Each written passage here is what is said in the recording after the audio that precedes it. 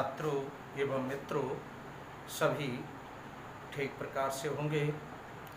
तो previous lecture में हम लोगों ने त्रिकोणमिति के कुछ अनुप्रयोग से संबंधित लेक्चर को देखा था, जिसमें एक्सरसाइज 9.1 के क्वेश्चन नंबर 1 और 2 सॉल्व किए थे और इससे संबंधित जो थ्योरी थी, परिभाषाएं थी, डेफिनेशंस थी, उनको भी समझा था।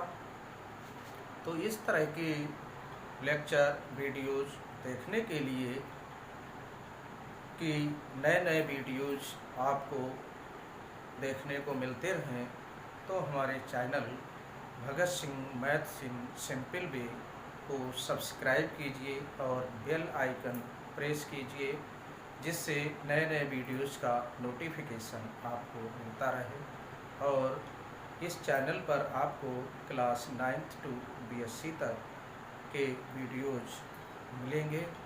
तो आइए एक्सरसाइज 9.1 में, जिन्हें हम दूसरे टॉपिक त्रिकोणमिति के कुछ अनुप्रयोग या हाइट एंड डिस्टेंस के नाम से भी जानते हैं, तो क्वेश्चन नंबर 3 को स्टार्ट करेंगे। तो इस एक्सरसाइज को प्रीवियस वीडियो में हम लोगों ने इस एक्सरसाइज के क्वेश्चंस को लिख रखा था, उसका प्रिंट आउट इसमें वीडियो में दिया था। तो उसमें से आप इस एक्सरसाइज के क्वेश्चंस को देख लीजिए। हम यहाँ पर क्वेश्चंस लिखेंगे नहीं और बोल देंगे और समझाएंगे कि ये कैसे सॉल्व होगा। तो क्वेश्चन नंबर 3 है, एक ठेकेदार बच्चों को खेलने के लिए एक पार्क में 2 फिसलने वाली पट्टी लगाना चाहती है। 5 वर्ष से कम उम्र के बच्चों के लिए वह एक ऐसी फिसलन पट्टी लगाना चाहती है जिसका शिखर 1.5 मीटर की ऊंचाई पर हो। तो ये फिसलन पट्टी है,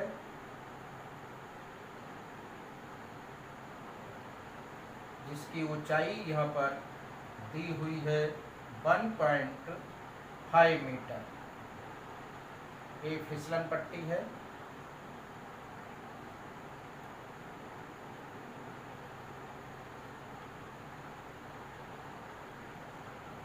ये भी हमने मान ली और इसकी ऊंचाई भूमि से ये यहाँ भूमि दी हुई है और इसका फिसलन पट्टी का ये इतनी 1.5 मीटर ऊंचाई पर है। दूसरा सिरा भूमि पर स्थित है।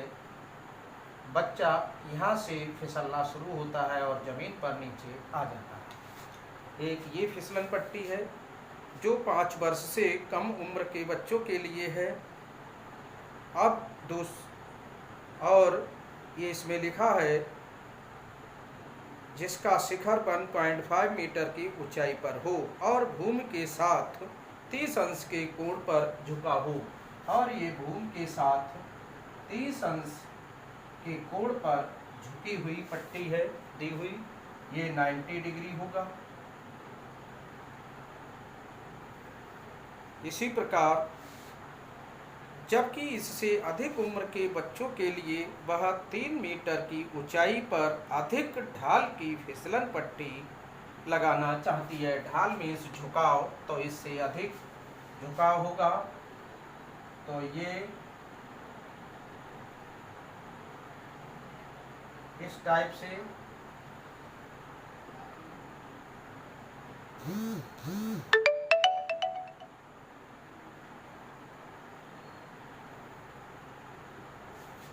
से अब इसमें दिया है ये 60 अंश के साथ कोण बनाती है। ये 60 अंश है और इसकी ऊंचाई 3 मीटर है। ये CD है फिसलन पट्टी और ये E बिंदु है, यहाँ 90 डिग्री है। अब ये आपको ये देखना है कि फिसलन पट्टी लगानी चाहती है जो भूमि के साथ 60 अंश का कोण बनाती हो। प्रत्येक स्थिति में फिसलन पट्टी की लंबाई ज्ञात कीजिए। मतलब इसमें फिसलन पट्टी की लंबाई कितनी होगी और इसके लिए फिसलन पट्टी की लंबाई कितनी होगी। तो ये फर्स्ट पॉइंट हम लिख लेते हैं, ये सेकंड पॉइंट लिख लेते हैं। ये 5 वर्ष के बच्चों के लिए है फिसलन पट्टी और ये 5 से अधिक वर्ष के लिए है। तो प्रत्येक स्थिति में पहले की बात करते हैं, फिसलन पट्टी ए बी की लंबाई ज्ञात करनी है। सेकंड पोजीशन में आपको सी डी फिसलन पट्टी है जिसकी लंबाई ज्ञात करनी है। तो इस टाइप से इनको ज्ञात करना है, इनको फिसलन पट्टी की लंबाई को। तो यहाँ पर ये कर्ण का रूप है और ये लंब का रूप है। तो चाहे तो हम लंब बटे कर्ण लगा दें या कर्ण बटे लंब लगा, तो इसका मान हमें ज्ञात करना है। तो यहाँ से लिखते हैं त्रिभुज ए सी बी में कोण C बराबर 90 डिग्री हो जाता है। तो यहाँ से BC बटे AB, ये लंब है, ये कर्ण है, ये साइन थीटा हो जाता है। इसे हमने थीटा मान लिया। तो ये साइन 30 है और BC का मान 1.5 बटे AB, इसका मान है 1/2 होता है। तो इसकी इससे मल्टीप्लाई कर लेंगे, इसकी इसके मल्टीप्लाई कर लेंगे।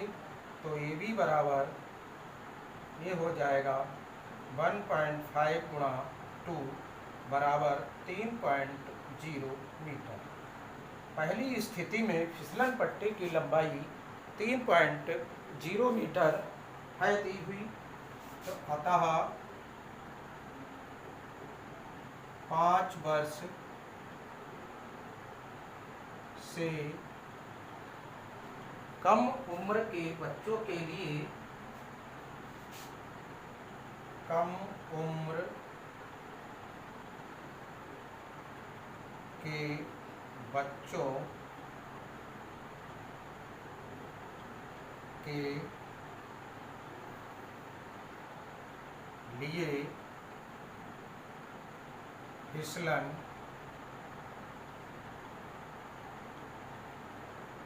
पट्टी की लंबाई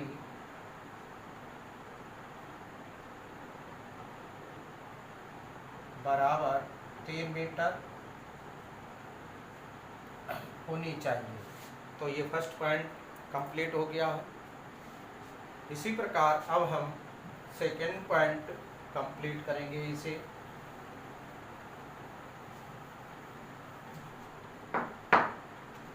तो सेकेंड पॉइंट में इसमें भी EC बटे CD बराबर ये लंब बटे कर्ण ये भी है। तो ये बन जाता है साइन 60 अंश बन जाएगा, या थीटा लें तो थीटा बराबर ये हो जाएगा 60 अंश। तो यहाँ मान रख लेते हैं साइन 60 और EC का मान दिया है 3 मीटर और CD का मान निकालना है। तो इसका मान √3/2 होता है साइन 60 का मान।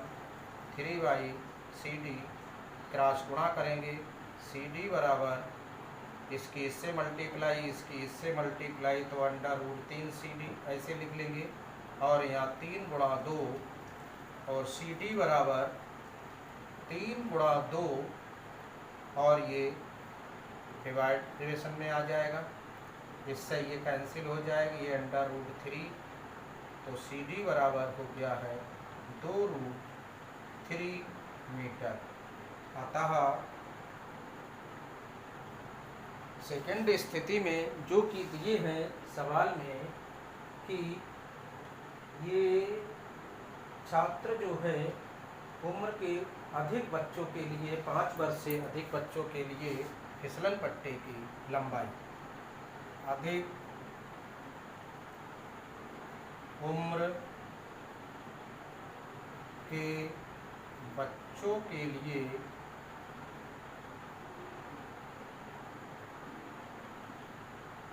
फिसलन पट्टी की लंबाई बराबर 2√3 मीटर होगी, इतनी होनी चाहिए। अब हम लोग नेक्स्ट क्वेश्चन दिया हुआ है, तब तक इसे नोट कर लीजिए। क्वेश्चन नंबर 4 है, भूमि के एक बिंदु से जो मीनार के पाद बिंदु से 30 मीटर की दूरी पर स्थित है। ये मीनार है AB और इसके पाद बिंदु, पाद माने जमीन, भूमि, नींव, ये इससे लिखा है इसमें कि 30 मीटर की दूरी पर स्थित भूमि पर कोई बिंदु है। मान लिया हमने C बिंदु है, तो मीनार के शिखर का उन्नयन कोण 30 अंश है। तो जब यहाँ से इस शिखर को देखा जाता है तो ये शिखर आँख पर जितना कोण बनाता है वह 30 अंश है, जिसे उन्नयन कोण कहते हैं। जब हम यहाँ से इसको देखते हैं तब हमारी आँख पर जो कोण बनता है वह 30 अंश कहलाता है, उसे हम उन्नयन कोण कहते हैं। तो मीनार की ऊंचाई ज्ञात कीजिए। ये मीनार है AB,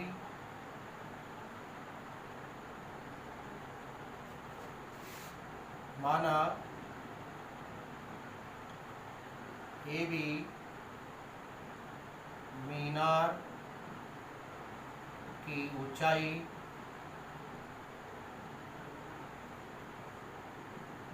H मीटर है। मीनार के पाद बिंदु A से 30 मीटर दूरी पर कोई बिंदु C है। तब मीनार की ऊंचाई H का मान हमें ज्ञात करना है। ये H मीटर है इतनी। तो अब आपके पास ये लंब ज्ञात करना है और ये आधार है समकोण त्रिभुज में। तो लंब और आधार में हम अनुपात लगाते हैं, जिसे हम किसी कोण के लिए त्रिकोणमितीय अनुपात कहते हैं। तो ये लंब है, ये आधार है, तो AB बटे CA बराबर tan होता है, इसे हमने थीटा नोट कर दिया। अब मान रख दिया, tan थीटा की वैल्यू है 30 अंश और H का मान निकालना है AB की, और AC का मान 30 मीटर दिया हुआ है। tan 30 मान 1/√3 होता है और H अपान 30, तो यहाँ से इसकी क्रॉस गुणा कर देंगे इसे, तो H बराबर आ जाएगा 30/√3। ये आवश्यक नहीं है कि इसकी भी हम गुणा करें, बाद में यदि √3 H बराबर इतने लिखेंगे तो H बराबर फिर √3 में डिवाइड में आ जाएंगे, बटे में। तो इसलिए सीधे हम केवल एक ही बार इसी की गुणा करते हैं और ये अपने आप आ जाता है। अब इसे हम √3 से गुणा भाग कर लेते हैं,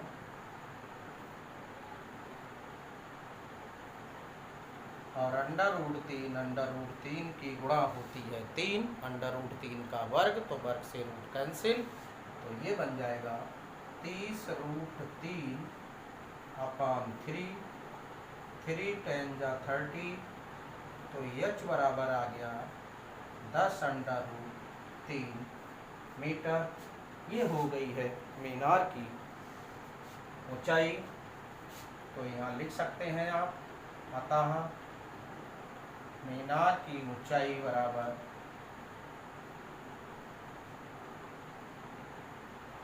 10√3 मीटर।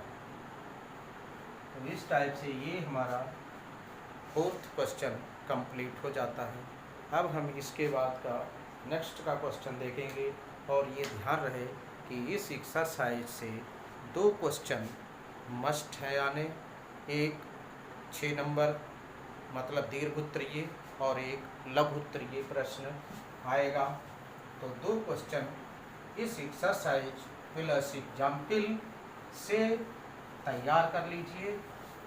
बोर्ड के एग्जाम के लिए 2 क्वेश्चन, एक दीर्घ उत्तरीय और एक लघु उत्तरीय अथवा शॉर्ट क्वेश्चन अति लघु उत्तरीय जिसे कहते हैं। तो अब नेक्स्ट क्वेश्चन की ओर चलते हैं। 5th क्वेश्चन है इस एक्सरसाइज का। इसमें लिखा है भूमि से 60 मीटर की ऊंचाई पर एक पतंग उड़ रही है। भूमि से 60 मीटर की ऊंचाई पर एक पतंग उड़ रही है। पतंग में लगी डोरी को अस्थायी रूप से भूमि के एक बिंदु से बांध दिया जाता है। भूमि के साथ डोरी का झुकाव 60 अंश है, तो ये मानकर कि डोरी में कोई ढील नहीं है, डोरी की लंबाई ज्ञात कीजिए। ये पतंग दी हुई है इस टाइप से, और ये उड़ रही है। कितनी ऊंचाई पर है? ये 60 मीटर की ऊंचाई पर है। ए बी, और इसमें डोर लगी है जो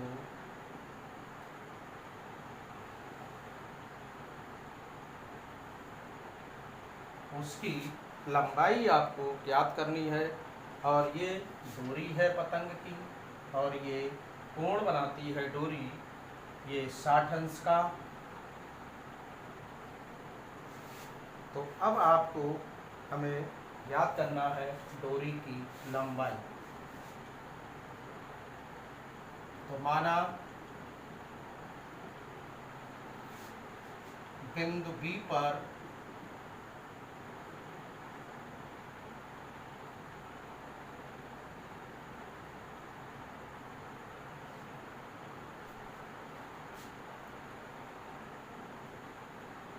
पतंग है,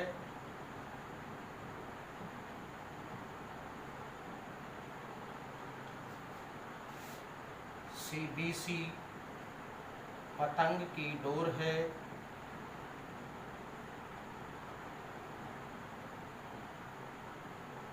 जिसकी लंबाई ज्ञात करनी है।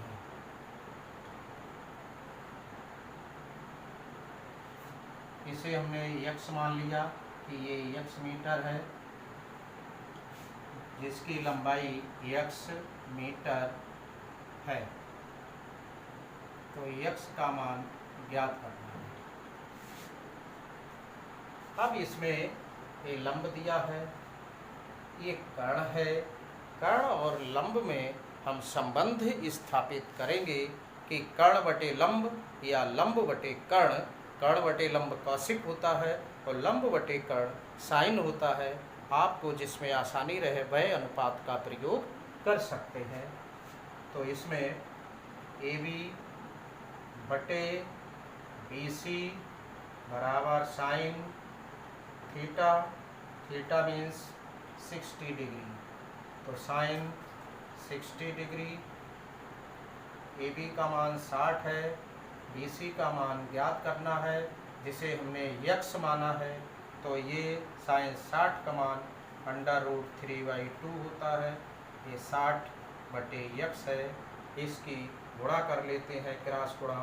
तो ये √3 x बराबर 60 दूनी 120, x बराबर 120 बटे √3, √3 से मल्टीप्लाई एंड डिवाइड कर लेते हैं।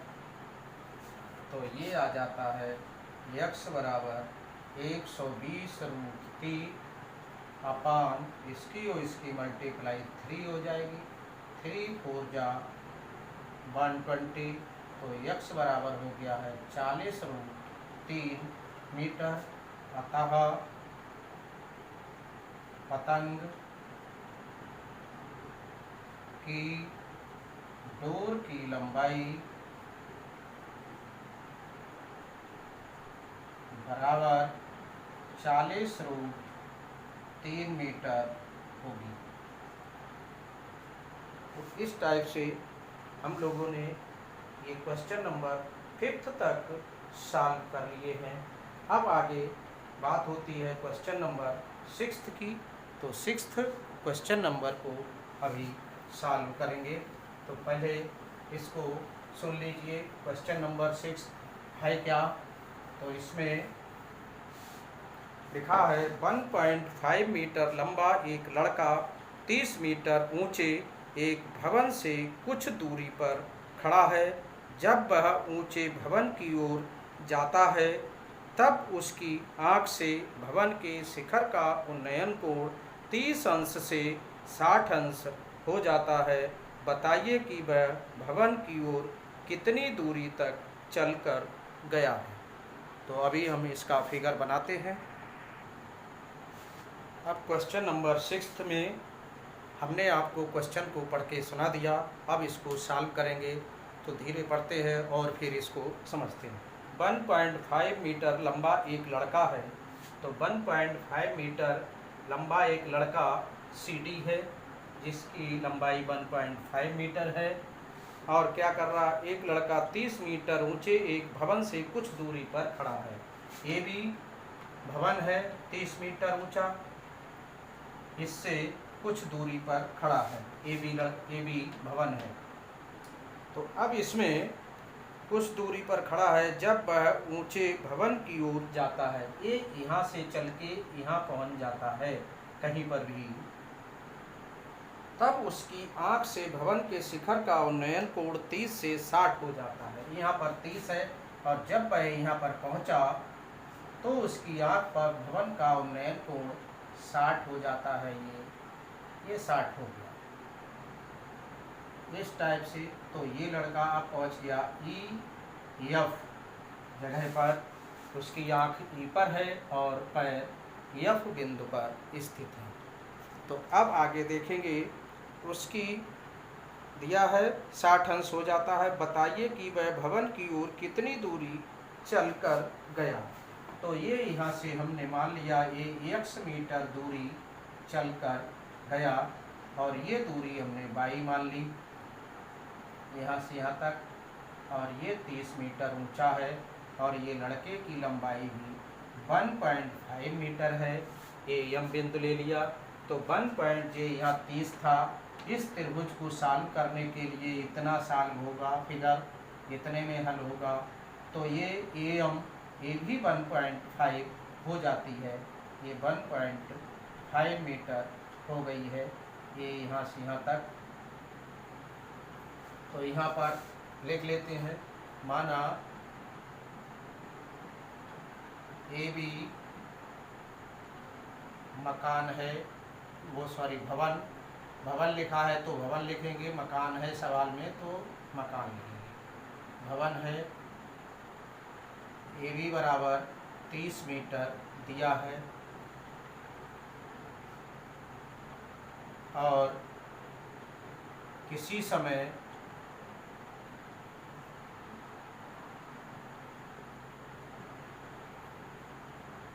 CD बराबर 1.5 मीटर लंबा लड़का है जो भवन से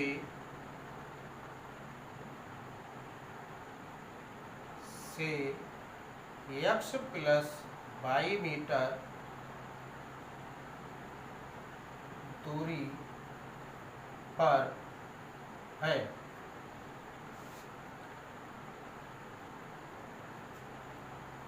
जब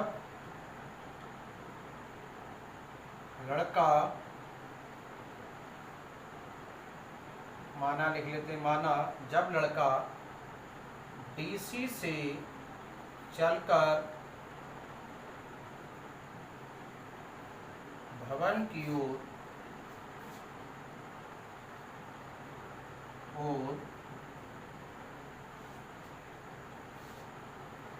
पुनः देखेंगे, माना जब लड़का डीसी,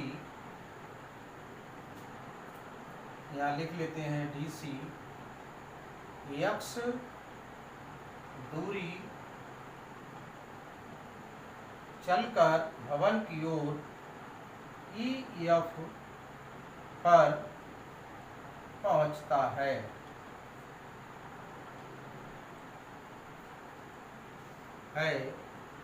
तब उसकी आँख पर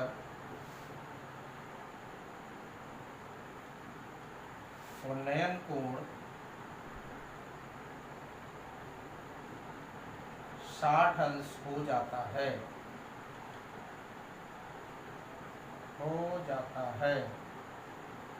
और ये दूरी हमने मान ली थी ME बराबर 22 मीटर। अब DC बराबर EF, क्योंकि लड़के की लंबाई यहाँ पर लड़के की लंबाई समान होगी, और जब ये यहाँ पर पहुँचेगा तो भवन से इतनी ऊंचाई इसकी हो जाएगी, और इसे हमने AM बराबर 1.5 हो जाता है। अब यहाँ से AB बराबर यह है 30 मीटर, तब BM बराबर हो जाएगा AB माइनस AM बराबर 28 हो जाएगा, 28.5, मतलब 30 माइनस 1.5 घटा देंगे तो इस तरह से ये 28.5 मीटर दूरी जे बन जाएगी। ये डिस्टेंस हो जाएगी BM 28.5 मीटर। ये आपको निकालना है कि लड़का DC से x दूरी चलकर x मीटर लिख दें, x मीटर दूरी चलकर E पर पहुंचता है, EF पर, तो ये भवन की ओर कितनी दूरी चला, मतलब x का मान निकालना है कि इसकी आँख पर भवन का शीर्ष जो है वो 60 अंश का कोण बनाए। तो आइए अब इसे आगे सॉल्व करते हैं। त्रिभुज DME में ये लंब है BM बटे ME बराबर tan 60, और DM का मान दिया हुआ है आपके इस 28.5, और ME का मान 22 है, बराबर tan 60 का मान √3, इसकी क्रॉस गुणा कर लेंगे तो ये हो जाएगा 22 √3 बराबर 28.5, 22 बराबर 28.5 बटे √3, तो √3 की यहाँ मल्टीप्लाई एंड डिवाइड कर देते हैं, तो ये बन जाएगा 28.5 √3 बटे 3, तो 3 से इसे काट देते हैं, 3 9 27, 3 5 15 बराबर 9.5 √3 मीटर। ये बाई का मान आ जाता है। अब हम इसमें इतना आप नोट कर लीजिए, बाई का मान निकल आया।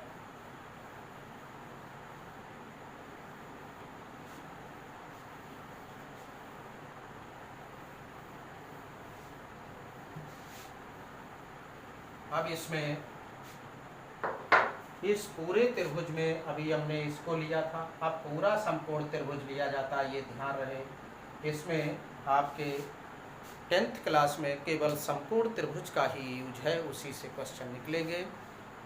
तो अब दूसरा समकोण त्रिभुज, ये पूरा हुआ यहाँ से यहाँ तक, तो इसे लेंगे। देखिए अब त्रिभुज बी एम डी में इसमें बी एम लंब है और आधार पूरा हो जाएगा, ये यहाँ से यहाँ तक एम डी, और एम डी को अब ये हटा देते हैं कि अब ये आपका इतना त्रिभुज बन गया है। इस त्रिभुज में एम डी क्या है, इसमें tan 30 अंश आएगा। फिर एम डी को लिखेंगे एम डी या बी एम लिख लें, एम डी को लिखेंगे D E plus E M बराबर tan 30 मान 1/√3 होता है। अब यहाँ से डी एम का मान है 28.5, डी का मान x है, ई एम का मान y है और ये 1/√3 है। इसकी क्रॉस मल्टीप्लिकेशन कर लेंगे तो x + y बराबर 28.5√3 आता है। और यहाँ से y का मान रख लेते हैं, y का मान निकाल चुके हैं हम, ये दिया है आपका 9.5√3 बराबर 28.5√3। अब यहाँ x बराबर 28.5√3 माइनस 9.5√3। अब √3 कॉमन ले लेते हैं तो यहाँ 28.5 माइनस 9.5। अब यहाँ से x बराबर, आप यहाँ घटा लीजिए, 5 में से 5 घटे तो 0 आया, दशमलव आ गया, 18 में से 9 गए 9 आ गया, यहाँ 19 आया। और ये √3 कॉमन थे तो इसे इधर लिख लेते हैं। ये दशमलव के बाद 0 है, इसका कोई अस्तित्व नहीं है। तो 19√3 मीटर लड़का भवन की ओर जाए तब उसकी आँख पर 60 अंश का कोण बन जाएगा। लिखेंगे, अतः लड़का भवन की ओर 19√3 मीटर चले तब भवन का शिखर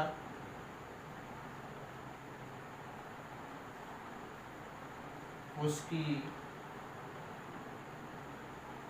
आँख पर 60 अंश का कोण बनाएगा।